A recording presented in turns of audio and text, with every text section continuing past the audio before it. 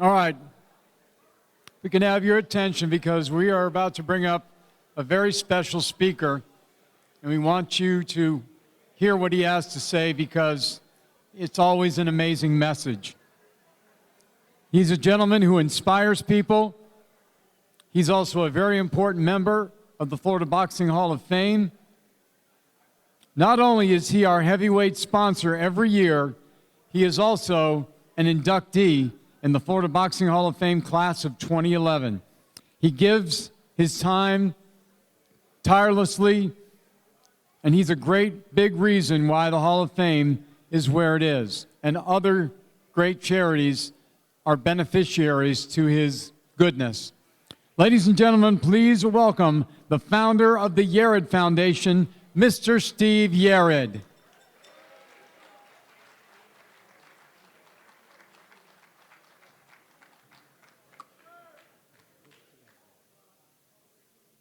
Well, how this place has grown.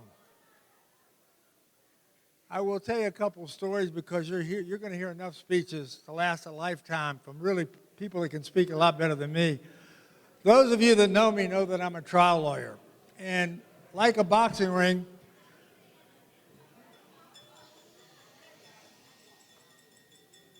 a courtroom only has one winner. Two go in, only one comes out. So too is boxing. I'll tell you a very quick story. My dad was a heavyweight champion out in the Pacific Theater when we were fighting World War II. This country was very unified, and he was truly a hero in the Philippines. 27-0, 26 knockouts, 220 pounds. So I either learned to fight when I was 2.5, or I got my ass handed to me by him. I learned to fight. So he put the gloves on, and we had good amateur careers. My best friend over there, we grew up together. I'll tell you a very entertaining story. He fought at 125 pounds. We used to fight Golden Gloves and Police Athletic League, and I think this was a Police Athletic League. But Ron Russo was down there fighting 125, and for all the boxers, you know, he drew a guy that his person didn't show up, so he drew a guy weighed 145. I wasn't there that night. I went to my senior prom, and the guy tore him up pretty good. So the next week, I fought at 142. So the next week, the guy was kind enough to show up, and I got to carry him for 3 rounds and really, really bloodied him up real good. And all Ronnie could do was laugh. And I thought it was a great story. So I think I was 16-0, and I went down to this was the police athletic gym, and a lot of guys that fought Golden Gloves trained there. And I showed up, and I was 142. My guy didn't show up, and they said, "Hey, we got this kid from Atlanta. You want to step up?" I said, "Yeah." My ego back then, I didn't realize, egos are the worst thing in the world, except when you need them. So I said, "Yeah, I'll step up." How much does he weigh? He said, he weighs about 150. Well, a 165-pound guy comes out of the dressing room, and he's got 3 handlers, and he turns his robe, and it says, "Tri-State Golden Gloves Champion."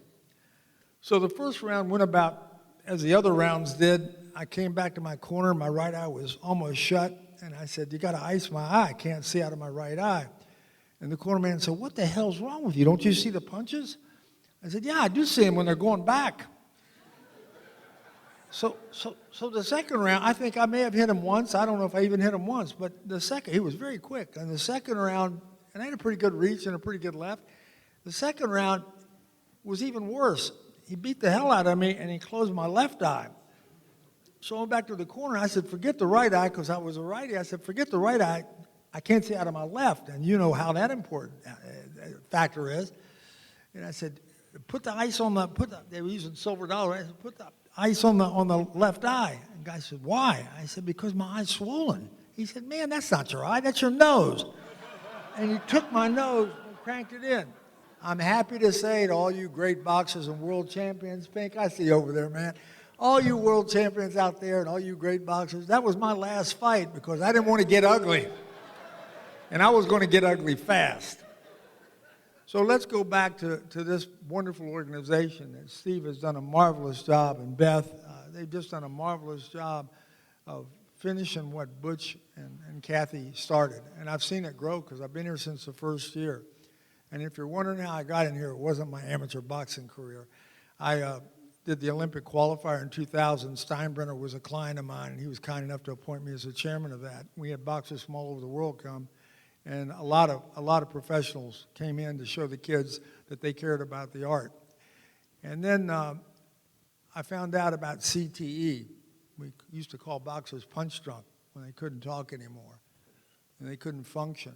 And we thought they were just punch drunk, right? Taking too many shots. And then you started to see it in the NFL. I represented 167 of those NFL players. Most of those players you know. They were wonderful players to watch. They were my idols. And some of them cannot remember that they dropped their kids off or their spouse off at a shopping mall. They just have no memory of doing that. And they lead very, very difficult lives. I had one get filmed, and he was on Bryant Gumbel's show. You know, Bryant's show is pretty well known on HBO. And I called him up. I'm not going to mention his name, but he was a linebacker for Florida, and then he played linebacker in the NFL for 8 years. And I called him up because he did a marvelous job. 7 hours of filming at his house just north of Tampa. I don't think he'd mind. Scott Brantley. He was a great, great guy. Anyway, Scott, yeah. I called Scott up to tell him what a great job he did because it gave us visibility. Visibility was needed, just like this boxing, this wonderful art that we have. It's not painless, and it does take victims. And those people we need to care for as much as we care for the champions right now. Those people deserve to be cared for. And so I got into that, but when I called Brantley, it came home because I called to congratulate him, and he said, "For what?" That question was one I couldn't answer. The man couldn't remember 6 hours of being filmed on a national show like that. So if you get a chance, you might want to look into what kind of outreach programs you've got that you can help, because the one thing you all have, whether you have money or not, I've outlived my dreams. Listen, I hope my last check bounces. But I will tell you that the one commodity we all share is what? What we're sharing with each other tonight. That wonderful class of inductees. Look at this gentleman. He came back from hell. With God's help, he came back from hell. And look at him. I mean, the courage, the epitome of the heart. What separates a champion from everybody else is it. And I'm not sure what it is, but you can sure tell when someone has it.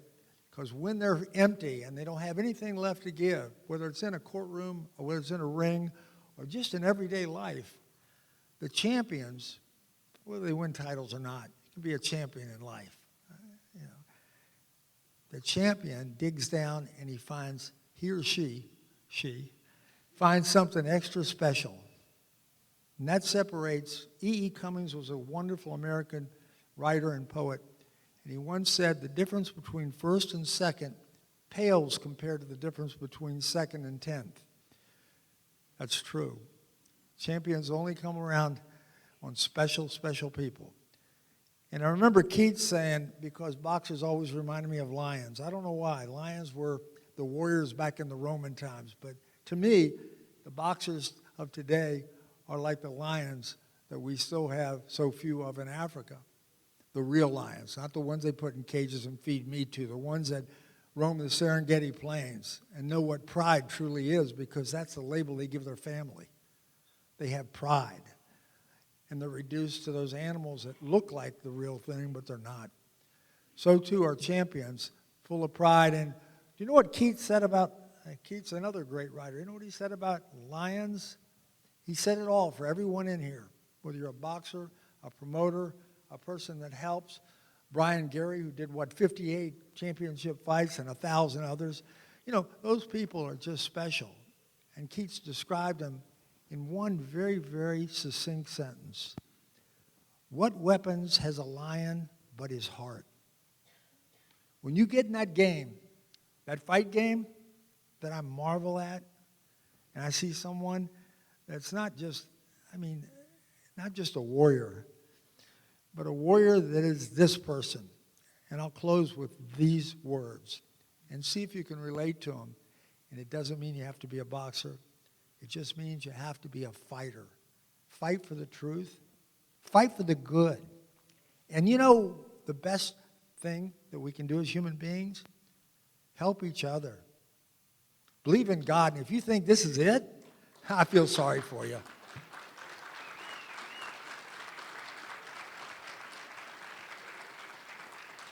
So, this is what I found, and this is what I'll read. Oh my God, this thing recorded the whole little talk I gave. Honey, can you bring me that thing up, because it's worth me reading. The man in the arena. Tom, you remember Teddy Roosevelt, right? None of you here were alive when he was alive. He was the guy that said, walk softly and carry a big stick. You ever notice how people that are really warriors, the real ones, in life, whether they get knocked down 7 times, they get up 8. Those are the people that I admire. The men and women of this world that are truly champions of the heart, because the heart says it all. And I wish I could find that. I can't believe you. Just bring it up. It's worth, I'm sorry about the wait, but it's really worth, this is a young warrior I've got that helps me in courtroom. See if this doesn't apply to you, whether you're in the boxing game or not. You've heard it before, but I want you to hear it again. Because if Freddie Pacheco and Angelo Dundee hadn't been kind enough to nominate me for this great hall, I would have never gotten in. I got a privilege and an honor to know Muhammad Ali, and he was a man's man. Gave up 3 years for something he believed in. Those people don't come along very often. But they're here today. And you got to come back up and do this silly-ass thing again. You know what? I'm showing my age, but it's okay. Come on up here. All right. I hope it's worth waiting for. It's not the critic who counts, not the man who points out how the strong man stumbles or where the doer of deeds could have done them better. The credit belongs to the man who's actually, I'll change it a little bit, to the man or the woman who's actually in the arena, whose face is marred by dust and sweat and blood, who strives valiantly, who errs. That would include everybody in this room. Everybody in this room has erred. Who errs, comes up short again and again. Who spends himself or herself in a worthy cause. Who at the best knows at the end the triumph of high achievement, and who at the worst, if he or she fails, at least fails while daring greatly, so that his or her place shall never be with those cold and timid souls who neither know victory nor defeat. Here's to the fight in all of you. Make the world a better place. God bless you.